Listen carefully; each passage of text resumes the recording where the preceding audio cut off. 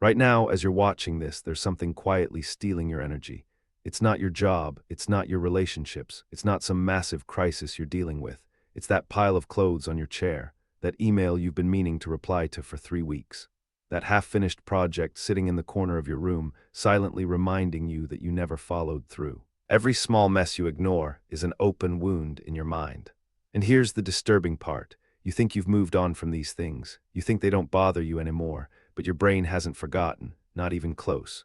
Psychologists call them open loops, and they're running in the background of your mind like invisible programs consuming your mental RAM. Open loops drain you. Today, we're going to expose exactly how these small, seemingly harmless messes are silently destroying your focus, your motivation, and your sense of control. And more importantly, we'll discover what happens neurologically when you finally start closing them. What you're about to learn might make you pause this video and clean your room. And honestly, that might be the best thing you do all week. The invisible weight. Imagine carrying a backpack. Every morning you put it on and it feels light enough. No big deal, but here's what you don't notice. Every unfinished task, every cluttered drawer, every conversation you've been avoiding, each one drops a small stone into that backpack. Individually, they weigh almost nothing. But after weeks, months, years of accumulation, you're dragging around 50 pounds of invisible weight and wondering why you're so exhausted all the time. The mind is like water. When it's turbulent, it's difficult to see. When it's calm, everything becomes clear. This isn't just a metaphor. In 1927, psychologist Bluma Zygarnik discovered something remarkable. She noticed that waiters could remember complex orders only while they were still open. The moment the bill was paid, the information vanished from their minds. This became known as the Zygarnik effect, and it reveals a fundamental truth about how your brain works. Your brain treats every unfinished task as an active process. That broken drawer handle you keep meaning to fix, your mind is still allocating resources to it. That apology you never made, still running in the background. Your brain doesn't distinguish between a small mess and a major crisis. An open loop is an open loop, and each one demands a piece of your limited cognitive bandwidth. But this is only the beginning of the problem, because these open loops don't just consume energy. Silent self-sabotage. They whisper. Every unresolved mess in your life carries a subtle but devastating message, and that message is simple. Failure. Not the loud, dramatic kind of failure, not the kind that makes headlines. No, this is the quiet kind, the kind that seeps into your identity without you even noticing. Think about it. Every time you walk past that pile of unsorted mail, a tiny part of your subconscious registers it. And it doesn't say, oh, that's just some mail. It says, you still haven't dealt with that. You can't even handle basic tasks. You're not in control of your own life. Psychologist Roy Baumeister's research on ego depletion showed that even small acts of unresolved decision-making deplete our self-regulatory resources. Each mess you ignore isn't just clutter. It's a micro-decision you're postponing, and your brain pays the toll for every single one. If this pattern is starting to make you uncomfortable, hit like and subscribe to keep exploring the depths of your psyche with me. There's so much more to uncover, because what makes this truly insidious is that you adapt to it, you normalize the chaos, you tell yourself it's fine, everyone lives like this. Normalized chaos. But your nervous system knows better, and it's keeping score, which brings us to something even more unsettling about what these messes are doing to your body. Cortisol accumulation. Your body has a chemical response to disorder, and it's not subtle. A landmark study published in the Personality and Social Psychology Bulletin found that people who described their homes as cluttered or full of unfinished projects had significantly higher levels of cortisol throughout the day, not just in stressful moments, all day, every day. Chronic low-grade stress from unresolved messes rewires your nervous system. Here's what's happening biologically. When your environment signals unfinished business, your amygdala, the brain's threat detection center, remains in a state of low-level activation.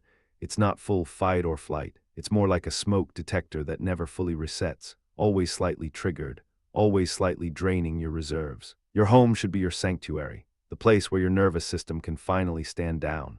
But when it's filled with visual reminders of tasks undone, promises unkept, and goals abandoned, it becomes the opposite. It becomes a source of chronic activation. And the cruel irony, the cortisol itself makes you less capable of dealing with the messes. It impairs executive function, reduces motivation, and creates a fog that makes even simple tasks feel overwhelming. We don't rise to the level of our goals, we fall to the level of our systems. Your environment is your most fundamental system, and if that system is in chaos, everything built on top of it becomes unstable. But there's a specific type of mess that's even more damaging than physical clutter. Emotional clutter. We've been talking about physical messes, but the ones that drain the most energy, they are invisible. That conversation you've been avoiding with your mother, that friend you slowly ghosted because it was easier than being honest, that dream you quietly abandoned and told yourself you didn't really want it anyway. Unsaid words, unresolved pain. These emotional open loops are exponentially more draining than any physical clutter, and the reason is simple. Physical messes have clear solutions. You can see the problem and you can see the fix. Emotional messes are ambiguous. They don't have neat endings, and your brain absolutely hates ambiguity. Neuroscientist Archie DeBerker's research demonstrated that uncertainty about a negative outcome actually produces more stress than the certainty of that negative outcome. Not knowing is worse than knowing the worst. So that relationship you're unsure about, that career decision you keep postponing, that apology that might or might not be received well. Each one creates a state of perpetual uncertainty that your amygdala reads as danger. Your mind cannot rest while threads remain untied. You might think you've buried these things. You haven't. You've just pushed them from your conscious mind into your unconscious. And down there, they're still consuming energy, still sending cortisol signals, still whispering that you're not in control. And speaking of control, there's a fascinating reason why losing it over small things hurts so much more than you'd expect. Control illusion. Here's something most people never consider. The reason small messes drain your energy so disproportionately isn't about the messes themselves. It's about what they represent. Powerlessness. When you can't even manage the small things, something deeply unsettling happens to your self-concept. You begin to doubt your agency, your ability to shape your own reality.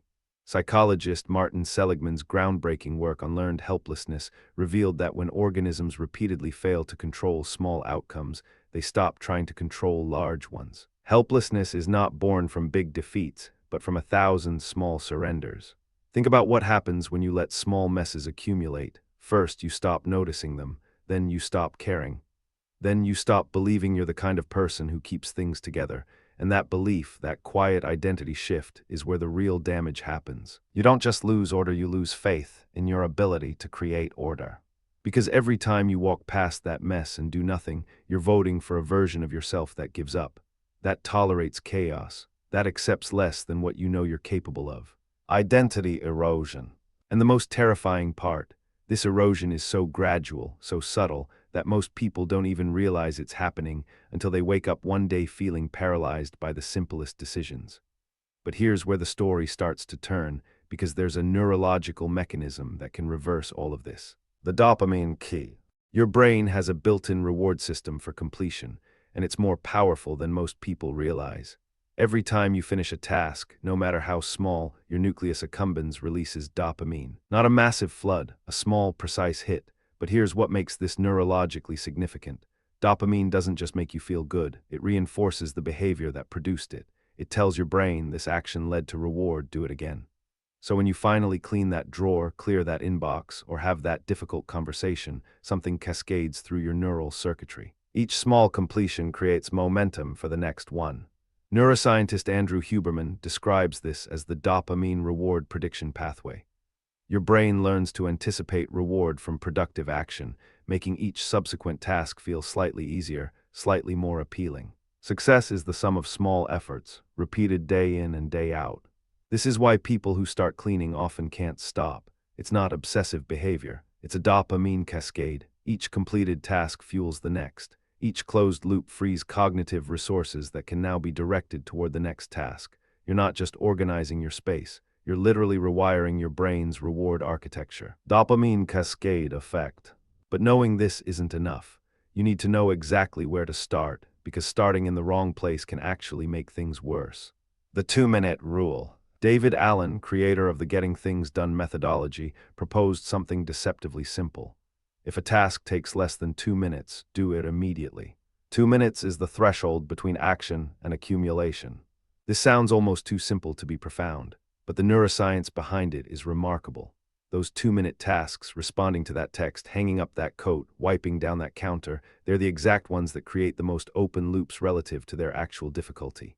They're easy to do, but somehow even easier to postpone. And every time you postpone one, you add another stone to that invisible backpack. 2 minutes changes everything. But here's the deeper principle. The 2-minute rule isn't really about productivity. It's It's about breaking the pattern of avoidance, because avoidance is a habit, and like all habits, it strengthens every time you practice it. When you avoid a 2-minute task, you're not saving time. You're training your brain to choose avoidance over action. Every small avoidance makes the next one easier. Conversely, every time you act immediately, you train the opposite circuit.